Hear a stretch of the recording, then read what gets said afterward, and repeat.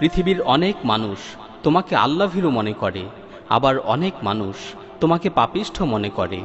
অনেকে তোমাকে ভালো মনে করে, আবার অনেকে তোমাকে খারাপ মনে করে। কিন্তু বাস্তবতা হচ্ছে, তুমি তো তোমার নিজেকে অনেক ভালো করেই চেনো। তুমি তো তোমার নিজের ব্যাপারে অনেক ভালো করেই জানো যে তুমি কেমন। তোমার গোপন বিষয়গুলো শুধুমাত্র তুমি জানো, আর তোমার প্রতিপালক জানে। সুতরাং প্রশংসাকারীদের অতিরিক্ত প্রশংসা যাতে তোমাকে প্রতারিত না করে, এবং সমালোচনাকারীদের অতিরিক্ত সমালোচনা যাতে তোমাকে ক্ষতিগ্রস্ত না করে। কেননা বাস্তবতা সম্পর্কে আল্লাহ তাআলা বলছেন, বালিল ইনসানু আলা নাফসিহি বাসীরা, বরং মানুষ তার নিজের ব্যাপারে সম্মুখ অবগত। জীবনের সবচেয়ে বড় বাস্তবতা হচ্ছে, তুমি তো জানো না যে কোন অবস্থায় তোমার মৃত্যু হবে। সুতরাং একনিষ্ঠতার সাথে আল্লাহ তাআলার কাছে ক্ষমা প্রার্থনা করো, একনিষ্ঠতার সাথে আল্লাহ তাআলার কাছে তাওবা করো। নিজের জীবনের ভুলগুলোকে শুধরানোর চেষ্টা করো। তুমি মানুষের ভালোবাসা পাওয়ার জন্য, মানুষের সন্তুষ্টি লাভের আশায় ভালো কাজ করো না। কেননা মানুষের অন্তর পরিবর্তনশীল। আজকে হয়তো তোমাকে ভালোবাসবে, আবার আগামীকাল তোমাকে ঘৃণা করবে, তোমার সমালোচনা করবে। বরং তুমি মানুষের প্রতিপালককে সন্তুষ্ট করার জন্য ইবাদত করো। কেননা সে যদি একবার তোমাকে ভালোবেসে ফেলে, তাহলে পৃথিবীর সকল মানুষের হৃদয়কে তোমার প্রতি আকৃষ্ট করে দিবেন। তুমি হারাম কাজকে হারাম মনে করো, যদিও পৃথিবীর সকল মানুষ সেই হারাম কাজে লিপ্ত হয়। কেননা তুমি শুধুমাত্র তোমার নিজের আমলের ব্যাপারেই জিজ্ঞাসিত হবে।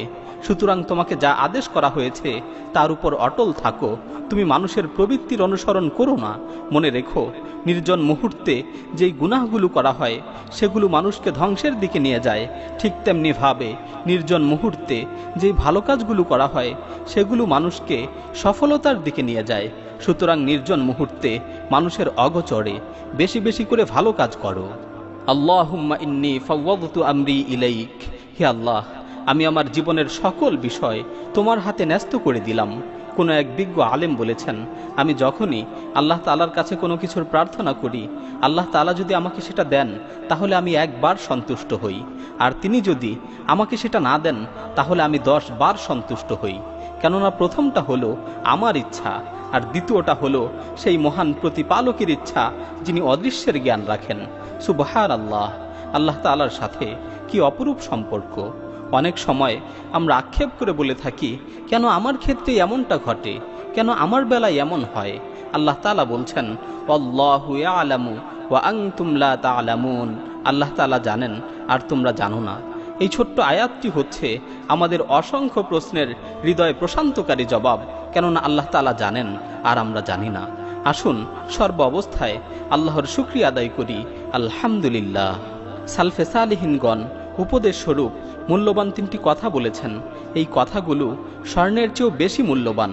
যদি এক পাল্লায় এই কথাগুলোকে রাখা হয়, আরেক পাল্লায় স্বর্ণ রাখা হয়, তাহলে এই কথার পাল্লাই বেশি ভারী হবে।